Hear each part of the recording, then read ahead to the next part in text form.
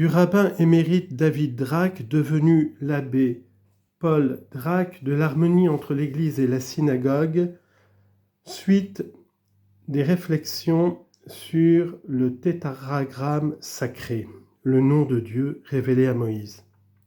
Suite de la note 30. Commentaire d'Aben Ezra, verset 11. Il y en a qui disent que Viyaqav signifie il proféra, sens que ce verbe a dans le verset d'Isaïe, chapitre 62, verset 2, et dans celui du livre des Nombres, chapitre 1, verset 17. D'autres disent que ce mot signifie il maudit, conformément au sens qu'il a au livre des Nombres, chapitre 23, verset 8. La première explication me paraît la meilleure. Mendelssohn, après avoir transcrit ce passage du commentaire d'Aben Ezra, ajoute « Moi aussi je pense vers la première opinion ». Il appuie ensuite cette opinion sur des raisons dont nous ne citerons que la première. Si Viyaqav signifiait ici « il maudit », le texte n'aurait plus ajouté « Viyaqalal » et « il maudit », ce serait un double emploi, et l'écriture n'a pas coutume de mettre un mot ni une lettre de trop. David Kimhi, dans son lexique hébreu, écrit « Le fils de la femme israélite a prononcé le nom en toutes lettres et il a maudit ».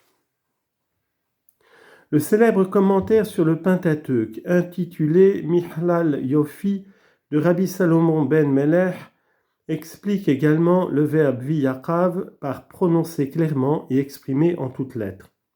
Confère Genèse, chapitre 30, verset 28. Nous pourrions encore citer un grand nombre d'autres grammairiens juifs qui expliquent notre texte de la même manière. Paulus, dans sa Synopsis Criticorum, dit « Hebrei omnes vertunt explicavit disserte expressit ». Cette assertion n'est pas tout à fait exacte. Nous avons déjà vu dans le passage d'Aben Ezra rapporté plus haut que quelques rabbins sont d'une opinion différente. Ils pensent que le verbe dont nous parlons signifie dans notre texte « maudire, blasphémer ». Münster est plutôt dans le vrai quand il dit « Hebrei fere omnes exponunt verbum nakav, per, paras, explicare, disserte, exprimere ».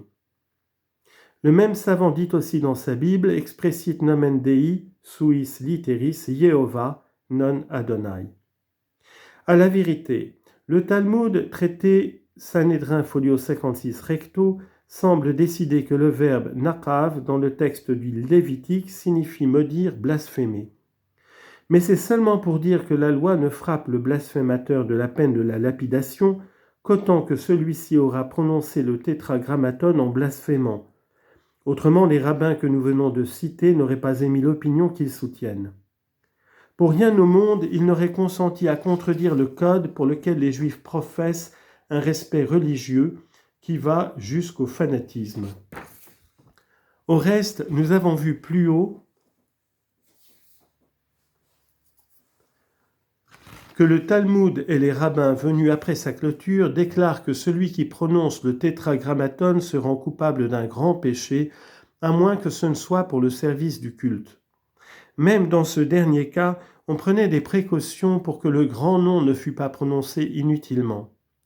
Ainsi, dans le traité Nedarim, folio 10, verso du Talmud, il est enseigné que les termes sacramentels de la consécration des victimes étaient « holocauste à Yehovah »,« oblation à Yehovah », etc. Il n'était pas permis de se servir de cette formule « à Yehovah holocauste »,« à Yehovah oblation », etc., de peur qu'un accident n'empêchât le consécrateur de terminer la phrase après avoir dit « à Jéhovah », ce qui l'aurait exposé à prononcer indûment le tétragrammaton. Ceci suffit pour notre thèse qui a pour objet de prouver que la simple prononciation du nom incommunicable était sévèrement défendue. Note 31. Inscription au Dieu inconnu. Il a été demandé souvent en quels termes était conçue l'inscription invoquée par saint Paul, à quelle occasion ou plutôt à quelle intention l'autel qui la portait fut-il érigé. Rarement on a répondu à ces questions d'une manière satisfaisante. Citons d'abord le texte sur lequel nous aurons à disserter, Actes des Apôtres, chapitre 17, verset 16. Paulus autem cum Athenis eos expectaret incitabatur spiritus eius in ipso. On lit en note. Selon le texte original grec, son esprit fut ému en lui. Il éprouva cette espèce d'irritation qui vient de l'indignation et de la compassion. Il était affligé et en même temps embrassé de zèle en voyant dans cet aveuglement si funeste une ville florissante, centre des arts et des sciences comme l'était alors Athènes. Le verbe grec employé dans ce verset, paroxuno, aigrir, irriter, exciter, exaspérer, inciter, de la racine oxus, qui signifie aigu ou vif, donne le substantif paroxysmos, adopté dans notre langue paroxysme. Cette particularité peut encore servir à donner une idée de l'état où se trouvait en ce moment-là le zélé et ardent apôtre de Jésus-Christ. Fin de note. Spiritus eius in ipso videns idolatriae, deditam civitatem. On lit en note. En grec, kateidolon ousan, adonné aux idoles, porté au culte des faux dieux. La préposition kata dans la composition de ce mot a, selon Erasme, la signification de soumission, dévouement, en latin subjectio. Cette préposition grecque a, dans la composition des mots, une autre signification que ne donne aucun des dictionnaires que nous avons pu consulter. Elle exprime l'abondance et l'augmentation. Ainsi, kata karpos signifie abondante en fruits fertiles, de karpos fruits. Kata dendros veut dire rempli d'arbres, de dendron arbre.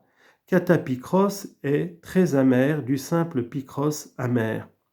Nous pensons donc que dans notre verset, kateidolos signifie plutôt ville remplie d'idoles. En effet, nous verrons plus loin dans cette note qu'Athènes renfermait une véritable population d'idoles et les temples y étaient plus nombreux qu'ailleurs. Athénée urbs fanorum referta, selon Cicéron. Fin de note. Verset 17. Disputabat igitur in synagoga cum iudeis et colentibus. On lit en note. Dans le texte original, tois sebomenois signifie homme religieux pieux. Et c'est dans ce sens qu'il faut prendre le colentibus de la Vulgate, bien entendu sans égard à la nature de la croyance vraie ou erronée.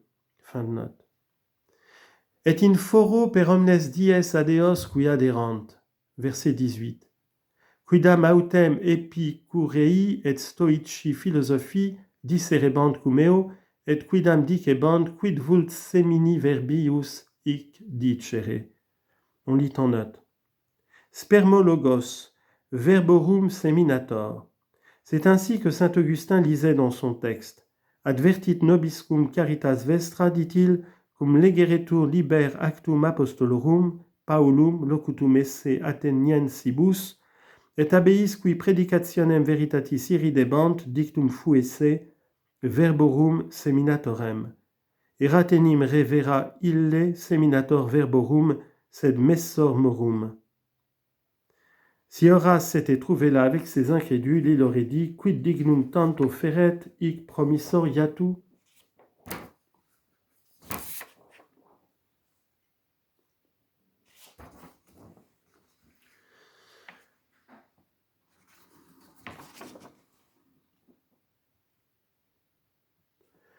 Verset 19. Et apprehensum eum ad areopagum duxerunt dicentes, possumus cire quae est ec nova, quae te dicitur doctrina. Verset 20. Nova enim quaedam infers oribus nostris, volumus ergo cire quidnam velint ec esse. Verset 22. Stans autem Paulus in medio aeropagi ait, viri Athenienses per omnia quasi superstitiosiores.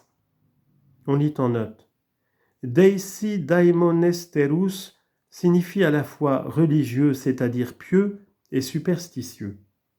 Saint Paul s'est servi de cette expression pour ne pas choquer ouvertement les Athéniens dès le début de son discours, sans pour cela les louer, absite, de leur ferveur pour les idoles. C'est ainsi que le saint prédicateur se faisait tout à tous pour gagner tous à Jésus-Christ. Les Athéniens durent naturellement le prendre de bonne part. De même, Deisi daimonia a une double signification dans les auteurs profanes. Il l'employait tantôt dans le sens de piété, tantôt dans celui de superstition. Plutarque a écrit un traité sur la superstition, Peri Deisi daimonias. Il consacre tout le chapitre 17 à la superstition des Athéniens. D'un autre côté, Diodore de Sicile appelle la piété et la vie agréables à Dieu, Deisi daimonia kai theophilebion. Le terme daimon, dont se forment ces deux mots, change lui-même de signification dans les auteurs profanes. C'est tantôt un dieu, tantôt un génie, un démon, bon ou mauvais. Dans les auteurs ecclésiastiques, il est constamment employé dans le mauvais sens. Il est synonyme de diabolos, diable. Fin de note.